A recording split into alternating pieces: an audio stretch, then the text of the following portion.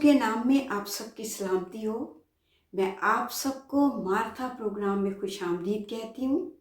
मैं आप सबकी शुक्रगुजार हूँ कि आपने इस प्रोग्राम को पसंद किया है। आप इसको सुनकर बरकत पा रहे हैं। खुदावंद की सताइश हो।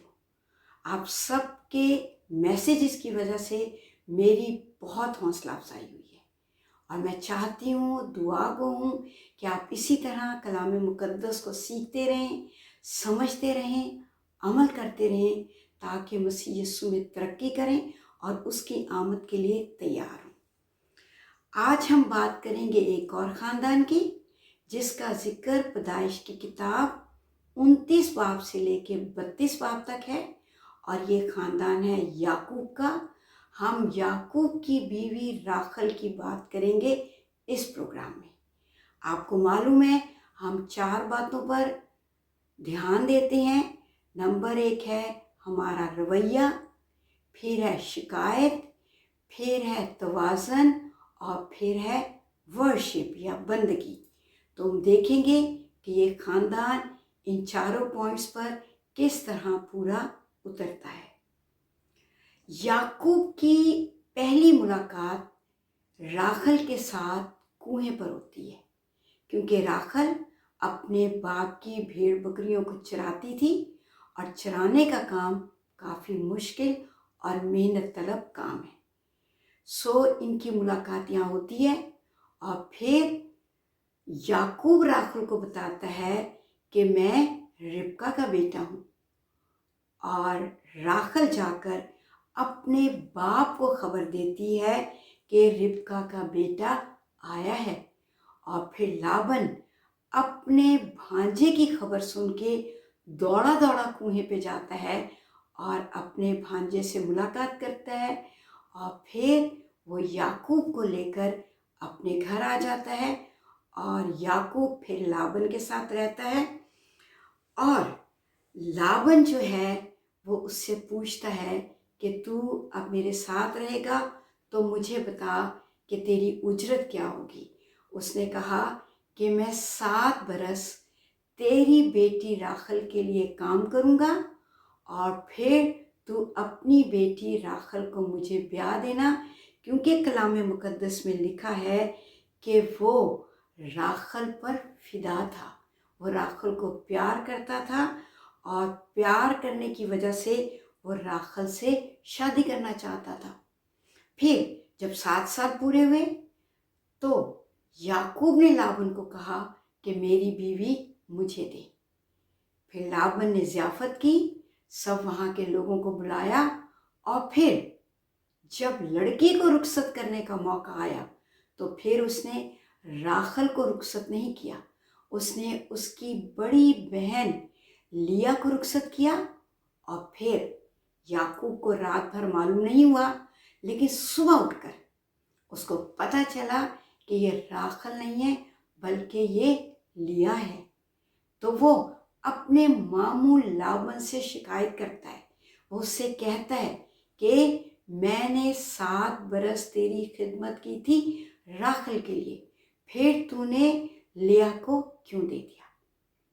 तो यहाँ लाबन उसको कहता है हमारे मुल्क का दस्तूर नहीं। वो मुल्क के दस्तूर की बात कर रहा है, वो ये नहीं कह रहा कि खुदा ने कहा है। उसने कहा हमारे मुल्क का दस्तूर नहीं है कि पिलौठी से पहले छोटी को ब्याह दें, तो फिर 7 बरस तुझे और काम करना होगा, फिर मैं छोटी भी तुझे ब्याह दूंगा। फिर इस तरह राखल भी याकूब के साथ ब्याही गई और फिर इनकी इज़्दवाजी जिंदगी का सफ़र शुरू होता है। अब जब इनकी शादियां हो जाती हैं तो फिर अगर हम इसकी हम देखिए 30 बाब की हम दूसरी आयत देखिए तो यहाँ पर राखल अपने शौहर से कहती है, क्या कहती है ये मैं आपको पढ़ के बताती हूँ। ये लिखा है, और जब राखल ने देखा कि याकूब से उसके औलाद नहीं होती तो राखल को अपनी बहन पर रश्क आया, क्योंकि कलाम मुकद्दस में लिखा है कि लिया को खुदा ने औलाद से नवाज दिया और लिया के 4 बेटे हो गए, पर राखल का अभी तक कोई भी बच्चा नहीं था। जब लिया के 4 बेटे हो गए तो राखल अपनी बहन पर रश करने लगी कि खुदा ने उसको औलाद दी है। और फिर वो अपने शौहर से क्या कहती है, 30 बाब की पहली आयत में लिखा है, सो याकूब से कहने लगी कि मुझे भी औलाद दे, नहीं तो मैं मर जाऊंगी। अपने शौहर को कहती है मुझे भी औलाद दे क्योंकि मैं मर जाऊंगी।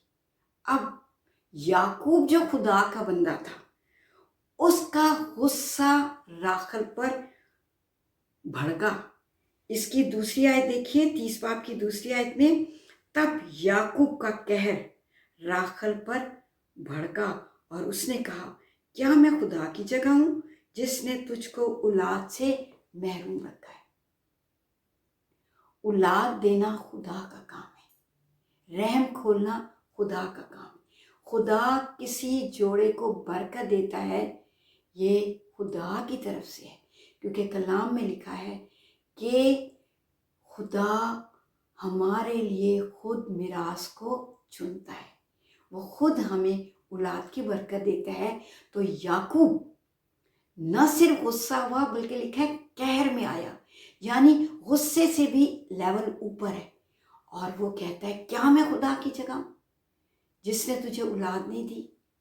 और वो इस बात पर उससे नाराज होता है, उसको ये बात अच्छी नहीं लगती, क्योंकि औलाद देना खुदा का काम है। और वो कहता है मैंने तो ऐसा नहीं किया, ये तो खुदा की मर्जी है कि किसको कब और किस तरह से औलाद देनी है। फिर इसने देखा कि मेरी औलाद कई साल से नहीं हुई, तो जैसे पुराने ज़माने में रिवाज था, तो फिर उसने अपनी लौंडी को याकूब को दिया कि वो उसके पास जाए, वो उसकी बीवी बने और उससे जो औलाद हो वो मेरी ठहरे। और फिर राखल की लौंडी याकूब के पास गई और फिर वो याकूब से हामला हुई, उसके बेटा हुआ। और जब उसके बेटा हुआ तो फिर राखल का क्या रवैया है, 30 बाब की 8वीं आयत में लिखा है, तब राखल ने कहा मैं अपनी बहन के साथ निहायत जोर मार मार कर कुश्ती लड़ी और मैंने फतह पाई।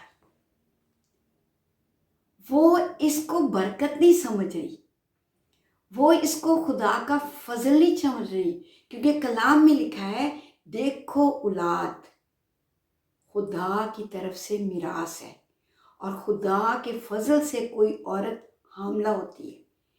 और ये क्या कह रही है, ये बेटा मिला है, वो लौंडी के थ्रू मिला है। तो कहती है कि मैंने अपनी बहन के साथ निहायत जोर मार मार कर कुश्ती लड़ी। अब मुकाबलाबाजी हो रही है, जिदबाजी है, हसद है। और फिर वो बड़ी खुश है कि मैं अपनी बहन से जीत गई हूँ। पर खुदा को इस किस्म की बातें, इस किस्म का रवैया पसंद नहीं है, क्योंकि औलाद खुदा की तरफ से है तो हमें उसी की शुक्रगुजारी करनी है। ये ना तो मुकाबला है, ना तो जिद है, कुछ भी नहीं। हमें खुदा का शुक्र करना है, पर इसने खुदा का शुक्र नहीं किया। इसके रवैये में क्या है, हसद है। इसके रवैये में क्या है, वो उस पर रश कर रही है, मुकाबलाबाजी है। इसका रवैया अच्छा नहीं है। फिर क्या होता है, आखिर खुदा जो रहीम और करीम खुदा है, खुदा जो सब पे रहम करता है और फजल करता है, उसने राखल पर फजल किया। और लिखा है इसी की 30 बाब की 22 आयत में लिखा है, और खुदा ने राखल को याद किया। मुझे यूं लगता है कि राखल यकीनन दुआ कर रही थी और खुदा से कह रही थी कि मुझे औलाद दे। यहाँ नहीं लिखा, लेकिन ये मेरा ख्याल है कि उसने ज़रूर खुदा से कहा और खुदा से मांगा, तो फिर खुदा ने उसको याद किया और खुदा ने उसको बरकत दी, उसका रहम खोला और वो हामला हुई और उसके बेटा हुआ। लगता यूं है कि राखल अब बदल गई है। तब उसने कहा, खुदा ने मुझसे रुसवाई को दूर किया, खुदा ने मेरे से रुसवाई दूर की। क्योंकि पुराने ज़माने में किसी भी औरत का बच्चा ना होना ये उसके लिए बहुत शर्मिंदगी की बाइस थी। वो बहुत शर्मिंदा होती थी, वो छुपती फिरती थी, वो रुसवा होती थी। यहाँ कहती है कि खुदा ने मेरी रुसवाई को दूर किया, मुझे भी इस काबिल किया कि मैं भी माँ बनूं, मेरी भी औलाद हो, तो वो बहुत खुश है। और मुझे यूँ महसूस होता है कि उसका रवैया बदल गया। अब वो कहती है खुदा ने मेरी रुसवाई दूर की है। अब वो जलाल खुदा को दे रही है, अब वो अहमियत खुदा को दे रही है कि खुदा ने मेरी रुसवाई दूर की। मेरी बेटियों, मेरी बहनों, अगर हम किसी मुश्किल में हैं, किसी परेशानी में हैं या औलाद नहीं होती, खुदा के सिवा कोई हमारे दुख को, हमारी मुश्किल को, हमारी परेशानी को समझ नहीं सकता।